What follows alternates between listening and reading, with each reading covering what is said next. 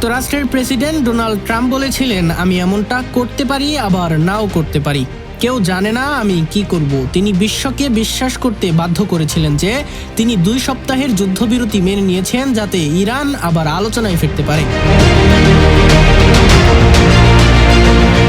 অথচ এরপরেই তিনি ইরানে বোমা হামলা চালান। এতে করে একটা অদ্ভুত ধরন স্পষ্ট হয়েছে যে ট্রাম্প সম্পর্কে যে বিষয়টি একমাত্র পূর্বানুমান করা যায় যে তিনি অনির্ভরযোগ্য।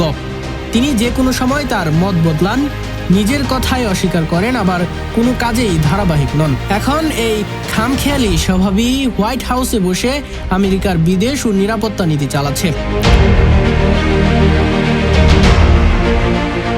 আর সেটি বিশ্বের চেহারা পাল্টে দিচ্ছে। রাষ্ট্রবিজ্ঞানীরা একে ব্যাখ্যা দিয়েছে ম্যাডম্যান থিওরি বা পাগল তত্ত্ব হিসেবে, যেখানে একজন বিশ্বনেতা তার প্রতিপক্ষকে বোঝাতে চান যে তিনি তার মেজাজ মর্জি অনুযায়ী যে কোনো কিছু করতে পারেন। এতে করে প্রতিপক্ষ ভয় পেয়ে ছাড় দিতে পারে। ঠিকভাবে ব্যবহার করলে এটা এক ধরনের চাপ তৈরি বা বাধ্য করার কৌশল, এবং ট্রাম্প মনে করেন তার এই কৌশল কাজ করছে।